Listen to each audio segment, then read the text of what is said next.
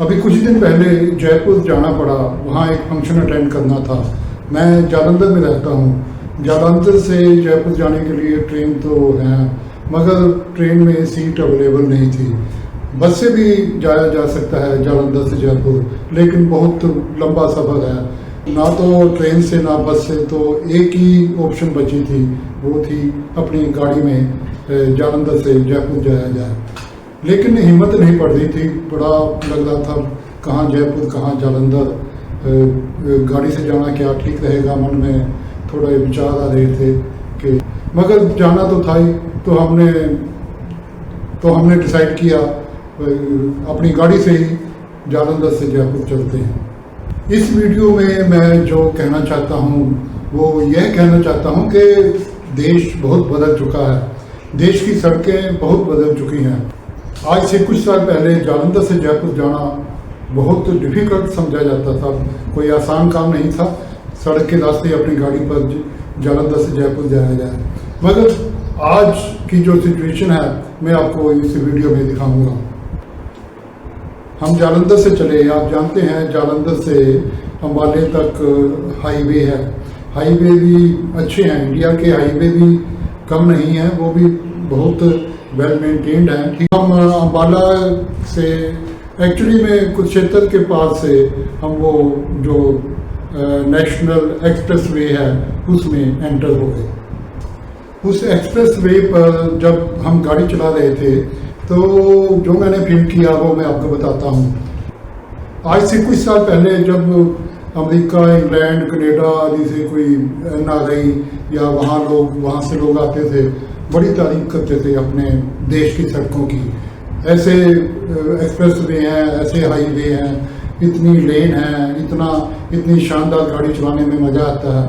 मैं सोच रहा था कि ये जो हमारे देश में ये जो एक्सप्रेस वे बने हैं, क्या ये उन देशों की सड़कों से या जो लोग तारीफ करते थे अपने देश की सड़कों से, क्या उनसे कम है? मैं कहता हूँ 1 इंच भी कम नहीं, 1 नया पैसा भी कम नहीं। बिल्कुल जैसी सड़कों के बारे में वहाँ के लोग बताते थे, बिल्कुल इससे बढ़िया सड़कें क्या हो सकती हैं। बड़ा मान हो रहा था, बड़ा गर्व हो रहा था कि हमारे देश में भी अब ऐसी सड़कें बन गई हैं, ऐसे हाईवे, ऐसे एक्सप्रेस वे बन चुके हैं।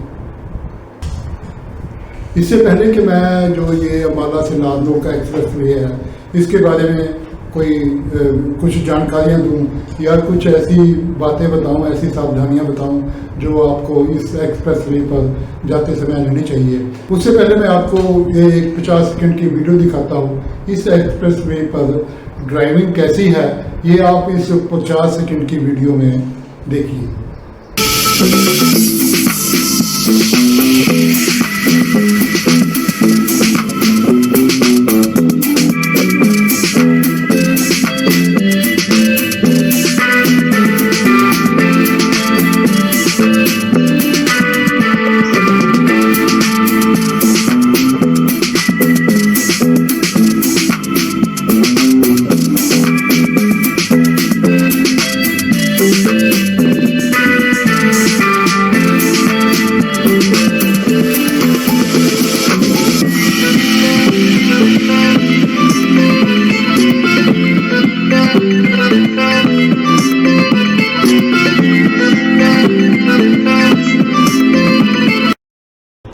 देखा आपने, बस आप ये समझ लीजिए कि जब आप इस एक्सप्रेस वे पर जाएंगे, 227 किलोमीटर लंबा ये अम्बाला से नागनूर का एक्सप्रेस वे है। ये 227 किलोमीटर पर इसी तरह आपकी गाड़ी चलेगी। कितने कंफर्टेबल जोन में आप इस एक्सप्रेस वे पर गाड़ी चला सकते हैं। अब मैं आपको इस एक्सप्रेस वे पर जाने से पहले कुछ इसके बारे में जानकारियाँ देना चाहता हूँ और कुछ सावधानियाँ भी बताना चाहता हूँ कि जब आप इस एक्सप्रेस वे पर जाएंगे तो आपको थोड़ा बहुत सावधान भी रहना चाहिए। इस एक्सप्रेस वे का नाम है 152D। आपने गूगल वगैरह पर, मैप वगैरह पर आपने सर्च करना हो तो 152D आपको यह कोड लगाकर आपको सर्च करना पड़ेगा। एक बात याद रखें, आप एक्सप्रेस वे पर जब गाड़ी ले जा रहे हैं इस एक्सप्रेस वे पर नहीं, किसी भी इंडिया के किसी भी एक्सप्रेस वे पर तो आपकी गाड़ी की कंडीशन ठीक होनी चाहिए।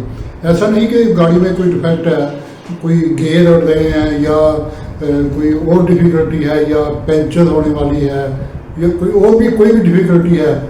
जितने मज़े से आप इस एक्सप्रेस वे पर गाड़ी चलाएंगे, यदि गाड़ी बंद हो गई एक्सप्रेस वे पर तो उससे उतना ही आपका जो आपको लेने के देने पड़ जाएंगे, उतनी ही डिफ़िकल्टी आपको होगी। एक्सप्रेस वे पर गाड़ी बंद होने का मतलब ये है कि आपको दूर दूर तक ना कोई मैकेनिक मिलेगा, ना आपको कोई हेल्प मिलेगी। आप बहुत बड़ी मुश्किल में फंस जाएंगे। खासकर अगर आपकी फैमिली साथ में है तो सोच के चलना भाई, वहाँ पे अगर रास्ते में गाड़ी बंद हो गई तो जितनी मुसीबतें आपको सहनी पड़ेंगी उसका बयान करना भी मुश्किल है। एक्सप्रेस वे बहुत आइसोलेटेड है, यानी कि बहुत सुनसान है, बहुत कम रश होता है इस एक्सप्रेस वे पर, बहुत कम गाड़ियाँ आ जा रही होती है। इसलिए कभी भी एक्सप्रेस वे पर गाड़ी मत रोकें, गाड़ी रोककर नीचे मत उतरें।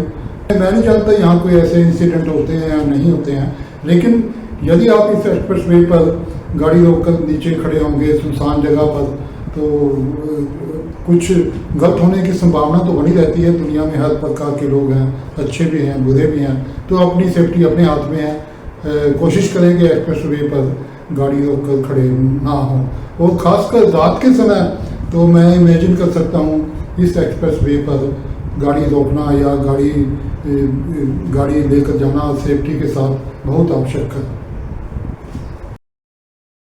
इस एक्सप्रेस वे पर कार की स्पीड है 100 किलोमीटर, मगर आप जब इस एक्सप्रेस वे पर गाड़ी चला रहे होंगे तो आपको लगेगा कि 100 किलोमीटर पे तो आपको ऐसा लगेगा कि जैसे गड्ढा जा रहा है कोई, बहुत कम स्पीड लगेगी। आपका मन करेगा कि रेस पर पाँव रखकर और रेस बढ़ाई जाए, 100 किलोमीटर बहुत कम है। लेकिन याद रखना, सरकार ने जगह जगह कैमरे लगाए हुए हैं, स्पीड मेजरमेंट के इंस्ट्रूमेंट लगाए हुए हैं। 100 की स्पीड है, आपका चलान वहाँ तो नहीं होगा, लेकिन जब आप घर पहुँचेंगे तो कुछ देर बाद आपका ये जो ओवर स्पीड का चलान आपके घर पहुँच जाएगा। तो बच के रहिए। बेटर ये है 100 की स्पीड है तो 100 की स्पीड पर ही चलाइए।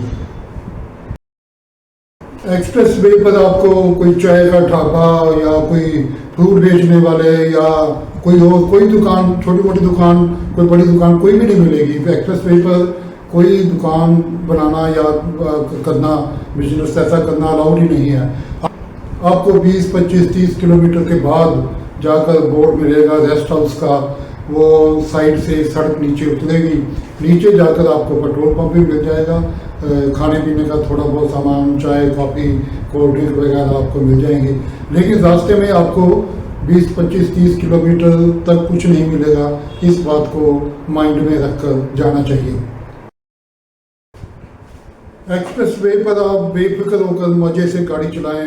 आपको डर नहीं है कि इधर से कोई गाय आ जाएगी या कोई जानवर सड़क के बीच में अचानक से सड़क क्रॉस करके आ जाएगा। ऐसी संभावना बिल्कुल नहीं है, क्योंकि एक्सप्रेस वे के दोनों तरफ उन्होंने कवर किया हुआ है ताकि कोई जानवर ना आ सके।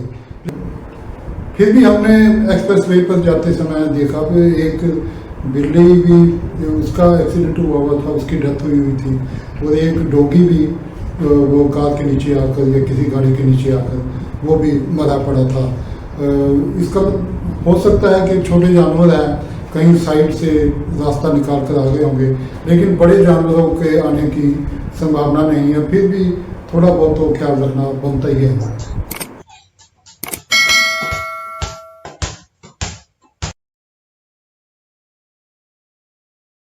अगली बात जो मैं आपको बताने जा रहा हूँ, बात तो बहुत छोटी सी है लेकिन सेफ्टी के लिए बहुत इम्पोर्टेंट है। गाड़ी में ड्राइविंग सीट पर जो बैठा है उसे इस एक्सप्रेस वे पर बहुत कम मूवमेंट करनी पड़ती है।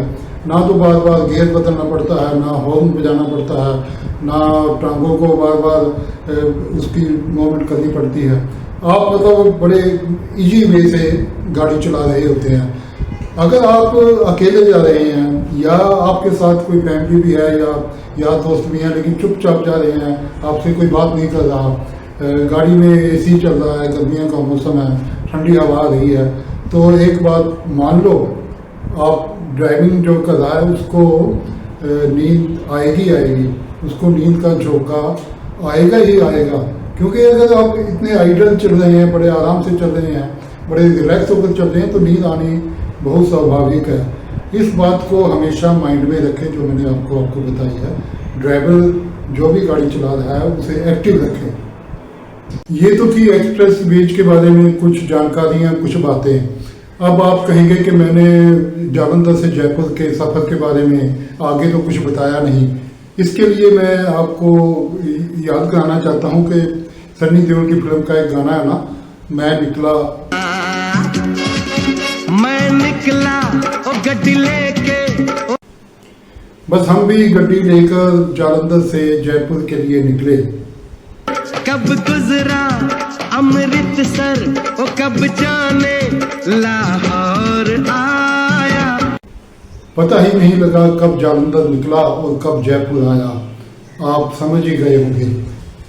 वीडियो अच्छी लगी हो तो लाइक तो करेंगे ही आप, इसे आगे शेयर भी कीजिए। सब्सक्राइब नहीं किया है चैनल तो सब्सक्राइब भी कीजिए। बहुत बहुत धन्यवाद।